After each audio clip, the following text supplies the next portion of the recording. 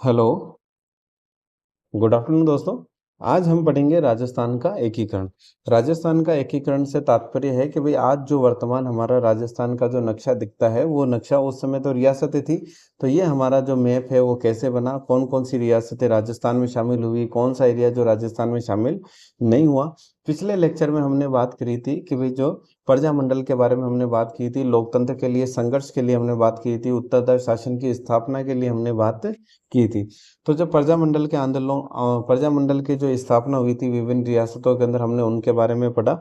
और फाइनली जब भारत आज़ाद हो गया, तो भारत आज़ाद होने के बाद में जो रियासतें थी उन रियासतों का जो है भारत के अंदर विलय कैसे हुआ इसके बारे में हम पढ़ेंगे। और जो रियासतें राजस्थान थी उनका रियासतों का राजस्थान में कैसे विलय हुआ, राजस्थान में हमारी ये डिस्ट्रिक्ट कैसे फॉर्म हुए, उसके बारे में हम इसमें डिस्कशन करेंगे कि भाई राजस्थान का जो एकीकरण है, वो जो एक राजस्थान है वो कैसे बना, कब बना, कितने चरणों में बना, किस किस ने क्या क्या किया, वो हम इसके अंदर डिस्कशन करेंगे। तो स्टार्ट करते हैं हम आज का टॉपिक। तो 18 जुलाई 1947 को ब्रिटिश जो संसद थी उसने जो है भारतीय स्वतंत्रता अधिनियम को क्या कर दिया था, पास कर दिया था। यानी इसके अनुसार अब जो ब्रिटिश संसद है वो हमें भारत को आज़ाद करने के लिए क्या हो गई थी, तैयार हो गई थी। और इसी जो भारतीय स्वतंत्रता अधिनियम है इसकी एक धारा थी, धारा 8। उस धारा 8 के अनुसार जो देशी रियासतों को क्या कर दिया था, इन्होंने स्वतंत्र कर दिया था। लेकिन उसमें एक कंडीशन थी कि भाई उनका जो विलय का निर्णय है वो उन पे छोड़ दिया था। यानी अगर ये चाहे तो ये जो पाकिस्तान में विलय हो सकती है, और चाहे तो ये इनका जो विलय है ये भारत के अंदर हो सकती है।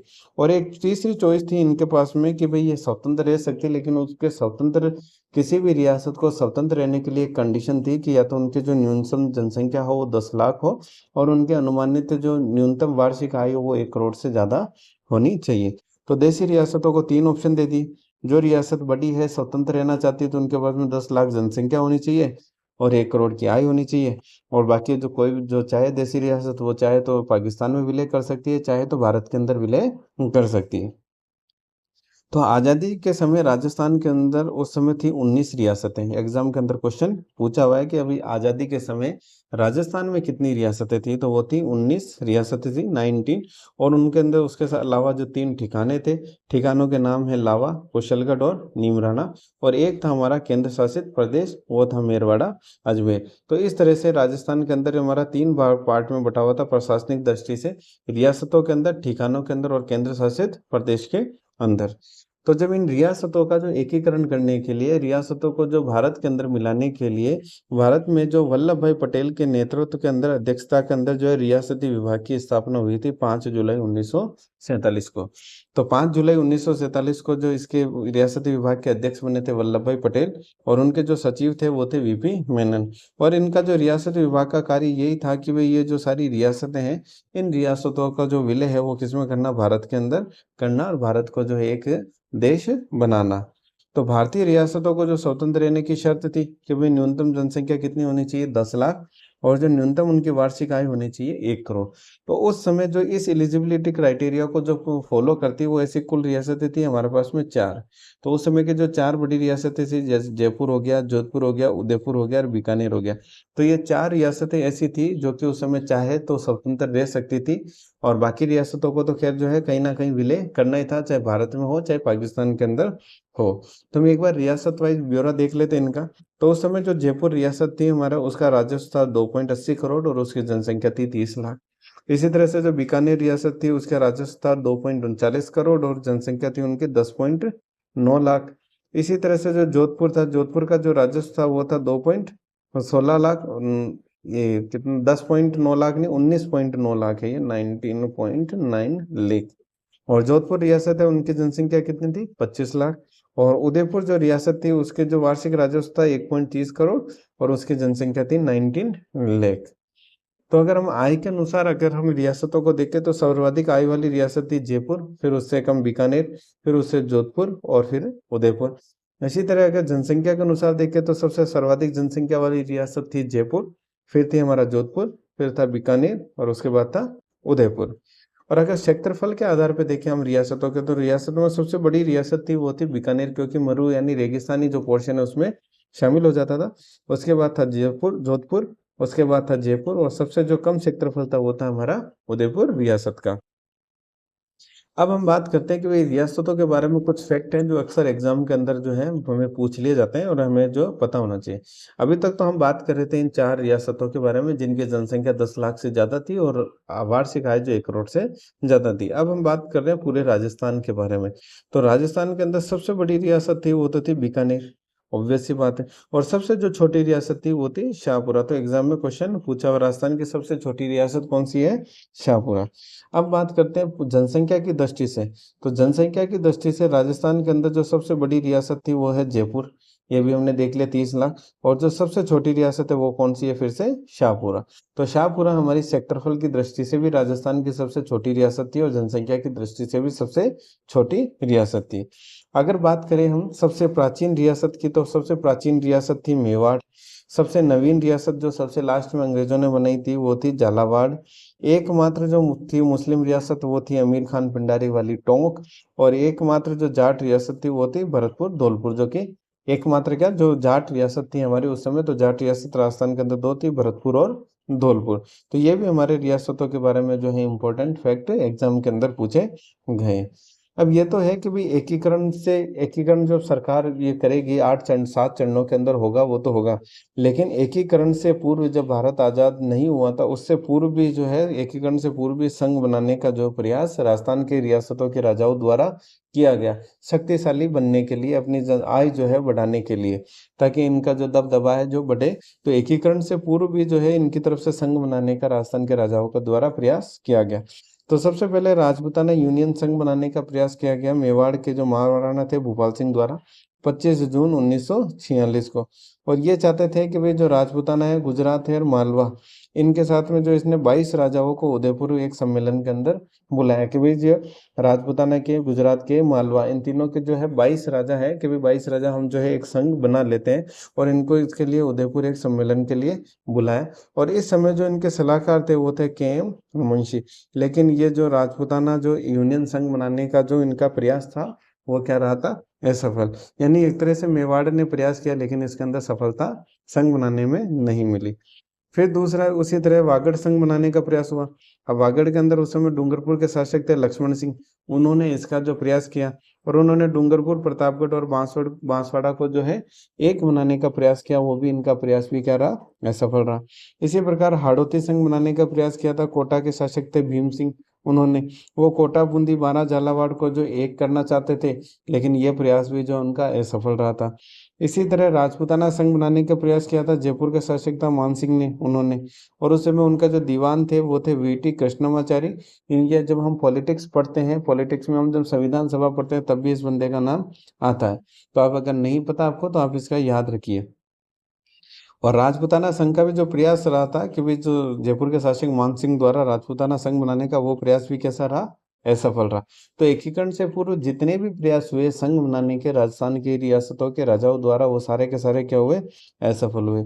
इस समय जो अंग्रेजों ने राजस्थान को जो है 4 राजपूत स्टेट एजेंसी के अंदर बांट रखा था। एक ढूंढाड़ राजपूत स्टेट एजेंसी, जो कि ढूंढाड़ किस एरिया को बोलते हैं हम? जयपुर वाले को। हाड़ौती राजपूत स्टेट एजेंसी, हाड़ौती कौन सा एरिया आता है? कोटा वाला। मेवाड़ राजपूत स्टेट एजेंसी, मेवाड़ कौन सा एरिया था? उदयपुर वाला। और पश्चिमी राजपूत स्टेट एजेंसी, वो पश्चिम में कौन सा आता है हमारा? जोधपुर बड़ी रियासत आती है हमारी। अब ये था कि भाई राष्ट्र, जब ये अधिनियम पास हो गया, भारतीय स्वतंत्रता अधिनियम, तो फिर राजस्थान के अंदर एकीकरण के अंदर भाई समस्या क्या आ रही थी? जब राजस्थान में ये कौन शामिल होना चाहता था, कौन नहीं होना चाहता था? तो उस समय जोधपुर का शासक था हनुमंत सिंह। तो हनुमंत सिंह चाहता था कि भाई जो जोधपुर का विलय है वो किसके अंदर हो जाए? वो पाकिस्तान के अंदर विलय करना चाहता था। इसी तरह जो मेवाड़ है, मेवाड़ यानी जो उदयपुर था, वो चाहता था कि भाई हमारी तो एलिजिबिलिटी क्राइटेरिया था कि भाई 10 लाख से ज्यादा जनसंख्या थी, 1 करोड़ से ज्यादा आय थी, तो वो स्वतंत्र रहना चाहता था। इसी तरह जो बीकानेर रियासत है वो भी स्वतंत्र रहना चाहती थी। और अलवर भरतपुर के अंदर जो है मेव जाति की जो समस्या थी, यानी वहाँ पे जो मुस्लिम जो पंथ को मानने वाले जो लोग हैं, मेव जाति के जो लोग हैं, वो उनके प्रॉब्लम थी, वो अलग रहना चाहते थे। तो ये राजस्थान की एकीकरण की समस्या के बारे में अगर मेंस में पूछ ले जाए तो ये मुख्य समस्याएं थी। अब बात करते हैं कि भाई राजस्थान की रियासतों ने विलय पत्र पर हस्ताक्षर कब किए? एग्जाम में क्वेश्चन पूछा हुआ है। कि जो प्रथम शासक कौन था जिसने विलय पत्र पर हस्ताक्षर किए, तो वो था बीकानेर का शार्दुल सिंह, जिसने 7 अगस्त 1947 को जो है विलय पत्र पर हस्ताक्षर कर दिए थे। और अंतिम शासक था वो था धौलपुर का था उदयभान सिंह, जिन्होंने 14 अगस्त 1947 को जो है विलय पत्र पर हस्ताक्षर किए थे। यानी 7 दिनों के अंदर हमारे राजस्थान के 19 रियासतों, 3 ठिकानों, एक जो अजमेर था केंद्र शासित प्रदेश था, उन सभी ने जो है विलय पत्र पर क्या कर दिए थे, हस्ताक्षर कर दिए थे। यानी यहाँ से ये तो क्लियरिफाई हो गया कि भाई अब ये जितनी भी रियासतें ये हमारे किसका हिस्सा है, भारत का ही हिस्सा है। अभी तक राजस्थान नहीं बना, अब हम इनसे जो है राजस्थान बनाएंगे। तो राजस्थान का जो एकीकरण में हमें टोटल समय लगा, एग्जाम में बहुत बार क्वेश्चन पूछा है, वो है कि भाई 8 वर्ष 7 महीने और 14 दिन। यानी राजस्थान के एकीकरण में लगने वाला कुल समय कितना है, 8 वर्ष 7 माह और 14 दिन। और राजस्थान का जो एकीकरण है वो 7 चरणों में हुआ है। 17 मार्च 1948 से स्टार्ट हुआ है, 1 नवंबर 1956 को जो ये समाप्त हुआ है। 1948 के अंदर 3 चरण हुए, 1949 में 2 चरण हुए, 1950 में 1 चरण हुआ है, 1956 के अंदर 1 चरण हुआ है। तो ये याद रखने के पॉइंट ऑफ व्यू से है कि भाई 48, 49, 50, 3, 2, 1 और 1956 का तो सेपरेट आपको याद रह ही जाएगा। तो सबसे पहले हम बात करते हैं राजस्थान के ये 7 चरणों में से प्रथम चरण था जिसका नाम था मत्स्य संघ। तो इसका जो मत्स्य संघ नाम क्यों रखा गया है, क्योंकि जब हमारे महाभारत में हम पढ़ते हैं तो उस समय जब हमारे 16 जनपद थे, तो उसमें जो मत्स्य जनपद था ये एरिया उसमें आता था, मत्स्य सेक्टर में आता था। तो जो हमारा प्रथम चरण में कुछ जगह डेट दे रखी है 18 मार्च, और बाकी हमारा आरबीएससी की जो किताब है उनमें दे रखी है 17 मार्च 1948 प्रथम चरण की। तो इस प्रथम चरण के अंदर तो 4 तो रियासतों ने और 1 ठिकानों का जो क्या हुआ था, इन्होंने शामिल होकर एक मत्स्य संघ का निर्माण किया था। 4 रियासत और 1 ठिकाना ने। तो इनकी 4 रियासत और 1 ठिकानों के मिलाने से इनकी जनसंख्या हो गई थी 18 से 23 लाख, और इनकी इनकम भी हो गई 1 करोड़ से ज्यादा, 1.84 करोड़। और इनका जो सेक्टरफल हो गया वो हो गया 12,000 किलोमीटर स्क्वायर। तो ये हमारे लिए इम्पोर्टेंट नहीं, इम्पोर्टेंट है डेट, हमारे लिए इम्पोर्टेंट है कुल कितनी रियासत और ठिकाना इसमें शामिल हुए। ये दोनों फैक्ट हमारे लिए इसके अंदर इम्पोर्टेंट है। तो 4 रियासतों की बात करें तो उस समय जो अलवर रियासत थी, इनको आप याद रखने के लिए ऐसे भी याद रख सकते हैं ABCD। ए से तो अलवर, भरतपुर, करौली और धौलपुर। करौली वैसे कैसे स्टार्ट होता है, याद रखने के पॉइंट ऑफ व्यू से आप इसको जो है C कंसीडर कर सकते हैं। तो अलवर के जो उस समय शासक थे वो थे राजा तेज सिंह, भरतपुर के जो राजा थे वो थे ब्रजेंद्र सिंह, करौली के राजा थे गणेश पाल और धौलपुर के राजा थे उदयभान सिंह। और 1 ठिकाना शामिल हुआ था इसके अंदर, वो था नीमराणा। 3 ठिकाने थे, लावा, कुशलगढ़ और नीमराणा। तो नीमराणा का जो है वो मत्स्य संघ के अंदर क्या हो गया था, विलय हो गया। तो इसके अंदर जब ये विलय होगा तो नई शासन व्यवस्था के अंदर जो उदयभान सिंह थे धौलपुर के, उनको क्या बना दिया था, राज प्रमुख। तो उदयभान सिंह को क्या बनाया, राज प्रमुख।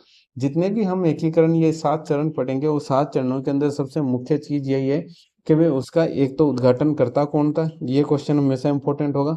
राज प्रमुख कौन था, राजधानी कौन था, PM कौन था। ये 4 ही क्वेश्चन है जो हमें हर उससे एकीकरण के हर चरण के अंदर इंपॉर्टेंट हमारे लिए होंगे। तो जो मत्स्य संघ है उसके राज प्रमुख बने थे धौलपुर के उदयभान सिंह, और उप राज प्रमुख बनाया था हमारे करौली के जो है गणेश पाल को। और इनकी जो राजधानी बना दी गई थी वो बना दी गई थी अलवर को। और PM भी जहाँ की जनरली हम ये देखेंगे जहाँ की भी राजधानी होगी वहीं का जो है PM होगा। तो PM भी जो था वो कहाँ का था, अलवर का था, और वो थे शोभाराम जी कुमावत। एग्जाम में बहुत बार इनके नाम के बारे में पूछा गया। और उद्घाटन जो हुआ था वो हुआ था इसका भरतपुर किले में। यानी इसके अंदर चारों शामिल हो गए, भरतपुर किले के अंदर उद्घाटन हो गया, अलवर की जो राजधानी और PM बन गया, करौली के जो है उप राज प्रमुख बन गए, धौलपुर के जो राज प्रमुख बना दिए गए। इसका जो उद्घाटन किया था वो किया था NV गौडगिल ने, बहुत बार एग्जाम में इसका नाम पूछा गया है। और मत्स्य संघ जो नाम देने वाले व्यक्ति थे वो थे KM मुंशी। इतना कोई important exam point of view से नहीं है। तो ये था हमारा प्रथम चरण। प्रथम चरण के अंदर हमारे जो 4 रियासतों का और 1 जो हमारे ठिकाने का जो क्या हो गया था, विलय हो गया था। अब हम बात करते हैं द्वितीय चरण की। द्वितीय चरण को हमने नाम दिया है पूर्वी राजस्थान संघ। यानी जो कि हमारे जो ईस्ट के राजस्थान के जो हमारी रियासतें थी उनका क्या हुआ, इसके अंदर एकीकरण हुआ। और ये हुआ हमारा 25 मार्च 1948 को। 1948 में 3 होते हैं, 49 में फिर हमारे 2 होते हैं, फिर 50 में हमारा क्या होता है, 1 होता है। तो इसके अंदर हमारी मिली थी भी एक तो 9 रियासतें और 1 ठिकाना जो इसके अंदर उनका क्या हुआ था, विलय हुआ। और जो 1 ठिकाना था वो था कुशलगढ़। नीमराणा का पहले हो चुका, कुशलगढ़ का जो है अब हो गया। 9 रियासतों की बात करें तो रियासतें उस समय थी 3, तो ये थी कोटा, बूंदी, झालावाड़ जो कि हाड़ौती सेक्टर में आती है। ये हमारा वागड़ क्षेत्र आ गया, डूंगरपुर, प्रतापगढ़, बांसवाड़ा, 3 3 6 हो गई। और ये इन दोनों के बीच में फंस गई हुई जो टोंक, किशनगढ़, शाहपुरा। तो इस तरह से जो हमारा द्वितीय चरण है, जिसको हमने पूर्वी राजस्थान संघ नाम दिया है, उसके अंदर 9 रियासतों ने और 1 ठिकानों का क्या हो गया, विलय हो गया। अब इनके अंदर जो सबसे बड़ी रियासतें थी वो थी कोटा। तो जो कोटा का जो राज प्रमुख जो बनाया गया, वो किसको बनाया, कोटा के भीम सिंह को बना दिया गया। राजधानी भी सबसे बड़ी, क्योंकि कोटा सबसे बड़ी रियासत है, राजधानी भी किसकी बना दी गई, कोटा की बना दी गई। उपराज प्रमुख जो कोटा से छोटा था, बूंदी, तो उसको जो है बहादुर सिंह को जो है उपराज प्रमुख बना दिया। इसी तरह से वरिष्ठ राज प्रमुख जो है लक्ष्मण सिंह डूंगरपुर वागड़ क्षेत्र से बना दिया गया। इस समय जो पीएम बनाए गए थे, वो बनाए गए थे गोकुललाल असावा को, जो कि थे शाहपुरा से। और उद्घाटनकर्ता अगेन यहाँ पे क्या थे, एनवी गॉडगिल। तो इम्पोर्टेंट क्या है, एक तो यहाँ पे पीएम जो राजधानी है कोटा, वहां से ना बना के पीएम किसको बनाया गया था, गोकुललाल असावा को शाहपुरा से। और एक एक को लगभग लगभग पोस्ट हमने बड़े बड़े जो भी थे उनको क्या दे दी, पोस्ट। यहाँ से एक क्वेश्चन बनता है कि भाई ये किसने कहा था कि भाई मैं अपने डेथ वारंट पे हस्ताक्षर कर रहा हूँ। तो ये कहने वाला व्यक्ति था चंद्रवीर सिंह बांसवाड़ा का। जब इसने विलय पत्र पे हस्ताक्षर किए थे और भारत के अंदर रहने के लिए, तब इसने कहा था कि भाई मैं अपने जो है डेथ वारंट पे हस्ताक्षर कर रहा हूँ। इसलिए एग्जाम में ये क्वेश्चन बहुत बार पूछा गया है। तो ये हमारे 2 चरण हो गए। तीसरे चरण का नाम था हमारा यूनाइटेड स्टेट ऑफ राजस्थान, यानी कि संयुक्त राजस्थान, जिसको हिंदी में नाम बोले तो इसमें क्या हुआ कि भाई जो हमारा हमारा पूर्वी राजस्थान संघ था, पूर्वी राजस्थान संघ के पास में हमारे सबसे नियरेस्ट रियासत बसती है उदयपुर रियासत। अगर मेवाड़ अगर उसके अंदर शामिल हो जाए तो वो बहुत बड़ा एरिया अपने आप में बन जाता है 9 रियासत के साथ में। तो इसके अंदर क्या हो गया, उदयपुर रियासत भी हो गई शामिल तृतीय चरण के अंदर। तो इसका नाम बदल के हमने क्या कर दिया, संयुक्त राजस्थान। तो सबसे बड़ी रियासत अजमेर है, तो राज प्रमुख भी कहाँ का होगा, उदयपुर का होगा। और उस समय जो उदयपुर के महाराणा थे वो थे भूपाल सिंह उदयपुर के। और राजधानी भी कहाँ की होगी, उदयपुर की होगी। और ये हमने कहा था जहाँ की जनरली राजधानी होगी वहाँ का भी क्या होगा, पीएम होगा। तो इनका जो पीएम भी कौन था, माणिक्यलाल वर्मा, ये भी कहाँ से था, उदयपुर से था। उपराज प्रमुख, अब जब राज सबसे बड़ा उदयपुर जोड़ा तो उसमें पिछला जो हमने पढ़ा था पूर्वी राजस्थान, उनमें सबसे बड़ा था कोटा। तो अब उपराज प्रमुख कहाँ का बन गया, कोटा का बन गया भीम सिंह।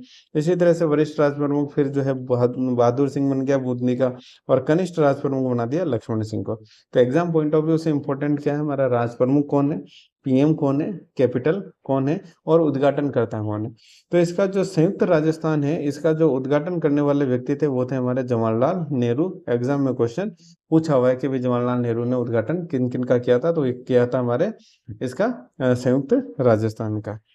उप प्रधान, डिप्टी या प्रधान, प्राइम मिनिस्टर बोलते हैं, उप प्रधानमंत्री किसको बना दिया था, गोकुललाल असावा को। मतलब सबको राजी रखने के लिए कोई ना कोई पोस्ट दी जा रही थी, कोई ज्यादा इंपॉर्टेंट यहाँ पर नहीं है। यहाँ पे जब ये उदयपुर इसके अंदर जब हमारा शामिल हुआ था पूर्वी राजस्थान संघ के साथ में, तो उन्होंने संयुक्त राजस्थान संघ का जो नाम दिया गया फाइनली। तो उस समय मेवाड़ के जो महाराणा थे भूपाल सिंह, उनकी क्या कुछ प्रमुख डिमांड थी जो अक्सर एग्जाम के अंदर पूछ ली जाती है। उनका यह था कि भाई अब सबसे बड़ा मैं, तो मेवाड़ जो महाराणा जो भी है उसको संयुक्त राजस्थान का वंशानुगत राज प्रमुख जो है घोषित कर दिया जाए। दूसरा, उदयपुर को अभी राजधानी बनाए, वो उदयपुर हमेशा राजधानी है, उदयपुर ही रहेगी। और तीसरा कि भाई मुझे जो है सालाना 20 लाख रुपए वार्षिक दिए जाएंगे, यानी 20 लाख का प्रीवी वर्ष मेवाड़ के महाराणा भूपाल सिंह को दिए जाएंगे। उनमें 10 लाख तो पेंशन के नाम पे होंगे, 5 लाख जो भत्ता होगा, और 5 लाख जो धार्मिक खर्च उसके नाम पे मुझे दिए जाएंगे। फिर बात करते हैं चतुर्थ चरण की। चतुर्थ चरण के अंदर सबसे उसका नाम दिया गया ग्रेटर राजस्थान, यानी वृहत राजस्थान। इसको नाम वृहत राजस्थान इसलिए दिया गया क्योंकि 9 रियासतें प्लस उदयपुर, ये जो ईस्ट का लगभग लगभग पोर्शन है वो इसके अंदर आ गया था। और इसमें जो संयुक्त राजस्थान में, जो संयुक्त राजस्थान के साथ में जो है जयपुर, 4 बड़ी रियासतें हमारी, जयपुर, जोधपुर, बीकानेर और जैसलमेर, ये भी हमारी क्या हो गई थी, इसमें शामिल हो गई थी, प्लस एक लावा ठिकाना। तो इसलिए इसको नाम दिया गया था वृहत राजस्थान की। अब लगभग लगभग राजस्थान का जो सारा पोर्शन वो शामिल हो गया है। तो इसका नाम बदल के क्या कर दिया था, वृहत राजस्थान, क्योंकि हम बीच में एक मत्स्य संघ ही बचा था या कुछ छुटपुट बचे थे, तो इसलिए इसको नाम क्या दे दिया था, वृहत राजस्थान।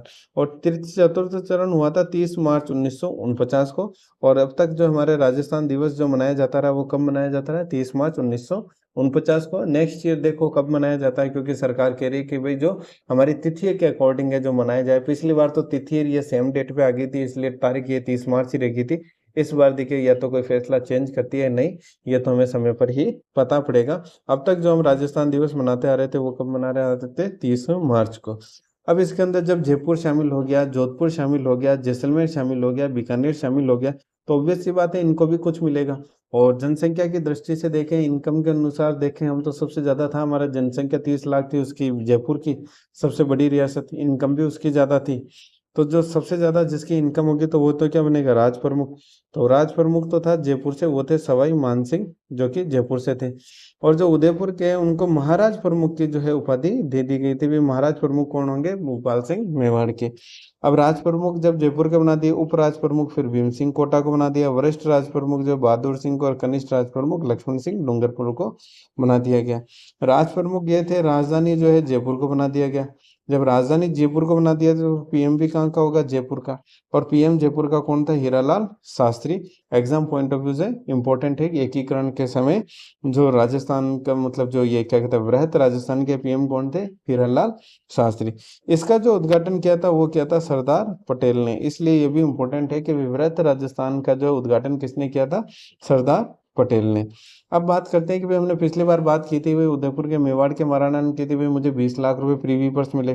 तो इसमें इस समय जो जयपुर के महाराणा उनको जो 18 लाख प्रीवी पर्स में दिया जाएगा, जोधपुर को जो 17.5 लाख, बीकानेर को 17 लाख, और जैसलमेर के राजा को 2.5 लाख रुपए जो प्रीवी पर्स दिया जाएगा। प्रीवी पर्स किसको कितना मिलेगा, एग्जाम में फिगर नहीं पूछा गया है अब तक ऐसा। अब बात करते हैं भाई, जब वृहत राजस्थान बन गया तो फिर ये था कि भाई राजधानी तो डिसाइड हो गई, लेकिन विभाग जो है जैसे शिक्षा विभाग है, कृषि विभाग है, खनिज विभाग है, वन विभाग है, भाई उनका बंटवारा जो कैसे किया जाएगा। तो उन विभागों के बंटवारे के लिए जो एक सत्यनारायण राव समिति का जो है स्थापना गठन किया गया। और उस सत्यनारायण जो समिति थी उसके अध्यक्ष है सत्यनारायण राव। और अन्य जो 2 सदस्य थे वो थे, एक तो वी विश्वनाथ और एक था वी के गुप्ता। तो दोनों सदस्य और प्लस इनके अध्यक्ष का नाम पता होना चाहिए। इस अध्यक्ष था सत्यनारायण राव और इनके जो सदस्य थे वो थे वी विश्वनाथ और वी के गुप्ता।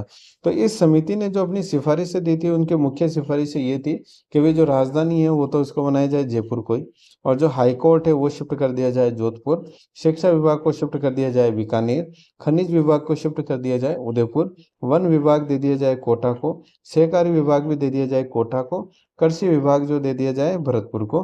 तो एक तरह से जो कि सारे मुख्य मुख्य विभाग है उनका इन सारी रियासतों के अंदर जो क्या कर दिया, बड़े बड़े जो रियासतें थी उनके अंदर क्या कर दिया, बंटवारा कर दिया। और वो किसकी समिति की सिफारिश से किया था, सत्यनारायण राव समिति की सिफारिश में। तो आज भी हमारी राजधानी जयपुर में ही है, हाई कोर्ट हमारा जोधपुर में है, शिक्षा विभाग बीकानेर में है, खनिज विभाग अभी भी हमारा उदयपुर में ही है, वन विभाग कोटा में ही है, कृषि विभाग हमारा भरतपुर में ही है। अब हम बात करते हैं नेक्स्ट चरण की, पांचवा चरण की।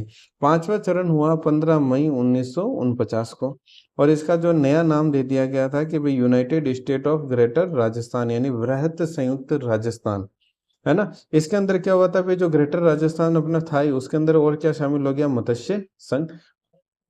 मत्स्य संघ के शामिल होते ही लगभग लगभग हमारा जो राजस्थान क्या हो गया, यहाँ पे कंप्लीट हो जाता था। इसको क्या नाम दे दिया, वृहत संयुक्त राजस्थान। अब जब संयुक्त राजस्थान का इसके अंदर विलय होना था तो उससे पहले एक शंकर देव, जो शंकर राव देव है, समिति बनाई गई थी 3 सदस्यों की मिला के, जिसमें एक तो मेन अध्यक्ष थे शंकर राव देव और 2 सदस्य थे आर के सिंधवा और प्रभु दयाल। ये समिति इसलिए बनाई गई थी क्योंकि जो भरतपुर और जो धौलपुर का क्षेत्र था वहां पे क्या है, ब्रजभाषी जो लोग रहते हैं, यूपी के टच में आते हैं, उनकी जो भाषा है वो ब्रजवासी से मिलती जुलती है। तो वहाँ के जो जनता की आम राय जानने के लिए कि भाई क्या वो जो है राजस्थान, जो ग्रेटर राजस्थान है हमारा, वृहत राजस्थान है, उसके अंदर जो विलय के अंदर विलय करना चाहते हैं, शामिल होना चाहते हैं या नहीं होना चाहते हैं। तो शंकर राव देव समिति ने अपनी रिपोर्ट में कहा था कि भाई जो भरतपुर धौलपुर की जनता है वो राजस्थान के अंदर जो विलय को जो है तैयार है। और फिर इनका जो है क्या हो जाता है, राजस्थान के अंदर मत्स्य संघ का क्या हो जाता है, विलय हो जाता है। तो इसकी डेट के विलय होता है 15 मई 1949 को। फिर हमारा छठा चरण आता है 26 जनवरी 1950 को। 26 जनवरी 1950 को अब हमारा मत्स्य संघ होके हमारा वृहत संयुक्त राजस्थान तो बन गया था। उस वृहत संयुक्त राजस्थान के अंदर हमारा क्या मिला है, सिरोही। तो सिरोही मिलने कब, सिरोही हमारा कब ऐड हुआ, 26 जनवरी 1950 को। लेकिन सिरोही से जो है आबू तथा देलवाड़ा जो है, इन दोनों जगह को जो है सिरोही के अंदर शामिल नहीं किया गया था। ये किसका पार्ट थे, गुजरात का ही हिस्सा थे। तो इसका उद्घाटन भी किसने किया था, सरदार पटेल ने किया था। और उस समय जो सीएम थे, जो कि मनोनीत सीएम थे, क्योंकि 26 जनवरी 1950 को है, वो हमारा जो क्या कहते हैं पीएम का जो पद है वो तो क्या कर दिया था, खत्म कर दिया था राज प्रमुख का, और उसकी जगह हमारे राज्यपाल हो गया था, और हमारे जो पीएम की जगह क्या हो गए थे, सीएम हो गया था। और जो पहला मनोनीत सीएम थे हमारे राजस्थान के, वो कौन थे, हीरालाल शास्त्री। तो इस समय जो सिरोही के अंदर आबू और देलवाड़ा को नहीं मिलाया था, तो आबू और देलवाड़ा क्या थे, उस समय मुख्य पर्यटन के केंद्र थे। इसलिए जो सरदार वल्लभ भाई पटेल चाहते थे कि भाई इनको जो बम्बई प्रांत, जो कि वर्तमान में क्या है, गुजरात, उस गुजरात के अंदर मिलाना चाहते थे। लेकिन जिसका विरोध जो है किसने किया था, राजस्थान की जनता ने किया। तो राजस्थान की जनता ने उस समय नारा दिया था कि गोकुल भाई भट्ट बिना जो है राजस्थान नहीं चल सकता। तो फिर पटेल ने क्या करा भाई, जो सिरोही के 89 गांवों का विलय तो राजस्थान में किया, लेकिन आबू और देलवाड़ा को फिर भी नहीं दिया। तो फिर राजस्थान, फिर वल्लभ भाई पटेल ने कहा था भाई राजस्थान वालों को गोकुल भाई भट्ट चाहिए था, हमने वो दे दिया है। तो यानी जो हमारा छठा चरण था, छठा चरण के अंदर हमारे सिरोही के 89 गांव तो आगे थे, लेकिन आबू और देलवाड़ा अभी भी इसके अंदर शामिल नहीं थे। तो अब हम बात करते हैं कि भाई फाइनली सातवां चरण हमारा हुआ 1 नवंबर 1956 को, रीऑर्गेनाइज राजस्थान, राजस्थान का एक तरह से जो है पुनर्गठन हुआ। इसके अंदर जो आबू और देलवाड़ा था, जो कि गुजरात का हिस्सा थे, उनका तो विलय हो गया था राजस्थान के अंदर। अजमेर मेरवाड़ा का जो है वो राजस्थान के अंदर विलय कर लिया गया। और एमपी का जो सुनेल टप्पा है उसका तो राजस्थान में शामिल कर लिया गया, और राजस्थान का जो सिरोज था उसको क्या कर दिया गया, एमपी के अंदर शामिल कर लिया गया था। तो ये हमारे सातवें चरण के अंदर चार मेजर चीजें राजस्थान में आई थी, तीन आई थी, चौथी गई थी। तो आबू देलवाड़ा का राजस्थान में विलय हुआ, अजमेर मेलवाड़ा का विलय हुआ, एमपी का सुनेल टप्पा राजस्थान में आ गया, राजस्थान से सिरोज जो है एमपी के अंदर चला गया।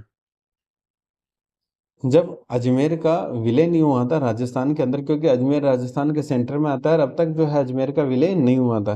तो अजमेर के जो विलय से पूर्व जो है वहां पे थी एक सभा थी, जो वो थी धार सभा। उस धार सभा के अंदर थे 30 सदस्य। अब तक राजस्थान के अंदर चुनाव शामिल हो गए थे, यानी चुनाव के अंदर विधायक चुने जा रहे थे। तो राजस्थान अजमेर के विलय से पूर्व धार सभा के थे 30 सदस्य। और उस समय जो वहाँ का पीएम था वो था हरिभाऊ उपाध्याय। जब राजस्थान का विलय, अजमेर का विलय होता है राजस्थान के अंदर, तो हमारे राजस्थान विधानसभा में 30 सदस्य उस समय बढ़ भी जाते हैं। ये हम जब राजस्थान पॉलिटिक्स पढ़ेंगे वहां पर हम इसको डिस्कशन करेंगे। तो अजमेर, अब ऑब्वियस सी बात है, पीएम है हरिभाऊ उपाध्याय, तो ये तो राजस्थान के अंदर विलय का इसका विरोध करेगा ही, क्योंकि अब ये पीएम नहीं रहेगा। तो अजमेर का विलय का जो विरोध है वो करते हैं हरिभाऊ उपाध्याय। और दूसरा कारण ये था कि ये चाहते थे कि भाई अजमेर जो का शामिल, अजमेर का जो विलय राजस्थान में तब हो जब ये लोग अजमेर को राजधानी बनाए।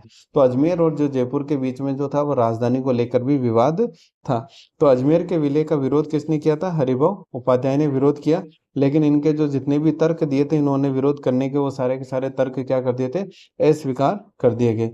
फिर अजमेर तथा जयपुर के मध्य जो राजधानी को लेकर विवाद हुआ।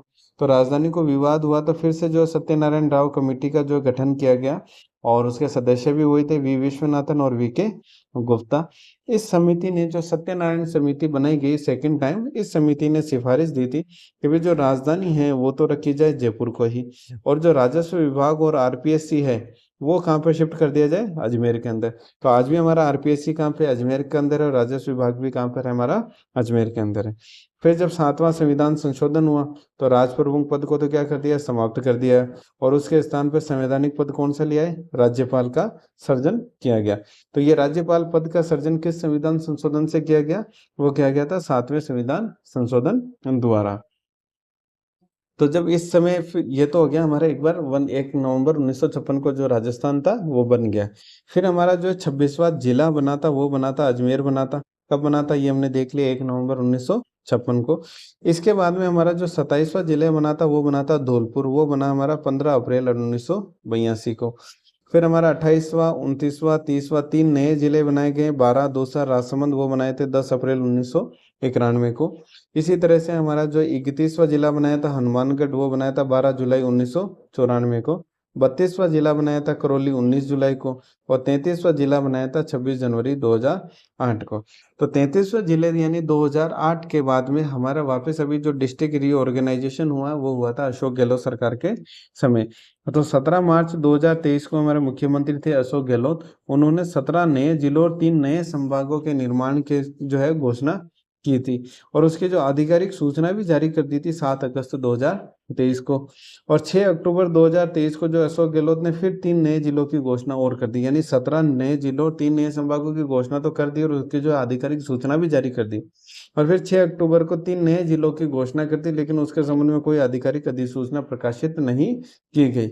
और वो 3 नए जिले थे, एक तो था मालपुरा, एक था सुजानगढ़ और एक था कुचामन। तो वो उनके जब उनकी आधिकारिक सूचना ही जारी नहीं हुई तो वो ऑटोमेटिकली क्या हो गए, कैंसिल हो गए थे। उसके बाद में जब चुनाव हुए और मुख्यमंत्री बने भजनलाल शर्मा, तो इन्होंने पिछले वर्ष जो बनाए थे 17 जिले 3 नए संभागों में से, उनमें से क्या कर दी, 9 जिलों और 3 नए संभागों को 30 दिसंबर 2024 को आधिकारिक अधिसूचना से क्या कर दिया, निरस्त कर दिया। तो इस प्रकार राजस्थान के अंदर अब कुल जिलों की संख्या कितनी हो गई, 41 हो गई। संभाग पहले भी कितने थे, 7, और अब भी कितने, 7 ही। तो अगर 30 दिसंबर 1924 को अगर हमारे पास में अगर नए जिले देखें, 8 कौन कौन से थे, तो 8 में एक था हमारा सलुम्बर था, ब्यावर था, हमारा बालोतरा था, ये फलोदी था, डीडवाना कुचामन था, खेरतल तिजारा था, हमारा डीग था, और डीग के अलावा हमारा जो है कोटपुतली, बहरोड। ये हमारे जो 8 नए जिले अभी हैं वर्तमान के अंदर। हमारे राज्य के अंदर कितने जिले हैं, 41 जिले हैं। अब हमारे कुछ फैक्ट देख लेते हैं हम एक बार, कि भाई जो वीटी कृष्णमाचारी थे वो जयपुर के दीवान है, और एस बेटकाचारी हमारे बीकानेर के दीवान थे। सर्वाधिक जो तोपों की सलामी थी वो थी मेवाड़ को मिली हुई थी, उदयपुर को 19 तोपों की सलामी। और सबसे कम तोपों की सलामी थी वो थी झालावाड़ के पास में 13 की। लावा, कुशलगढ़, नीमराना जो ठिकाने थे, ठिकानों को कोई भी तोपों की सलामी प्राप्त नहीं थी। संभागीय व्यवस्था की बात करें, जो 7 संभाग है, ये संभागीय व्यवस्था स्टार्ट हुई थी 1949 में, जब हमारे पीएम थे ये हीरालाल शास्त्री। और उस समय जो 5 संभाग थे, जयपुर, जोधपुर, बीकानेर, कोटा और उदयपुर। और 1962 में जब मोहनलाल सुखाड़िया जब मुख्यमंत्री थे, इन्होंने इस संभाग व्यवस्था को क्या कर दिया था, खत्म कर दिया। तो इसलिए एग्जाम में क्वेश्चन में संभाग व्यवस्था को बंद किसने किया था, मोहनलाल सुखाड़िया ने। लेकिन 1987 के अंदर मुख्यमंत्री थे हरिदेव जोशी, उन्होंने जो है वापस संभाग व्यवस्था को चालू किया और एक नया संभाग बना दिया था, उस समय अजमेर।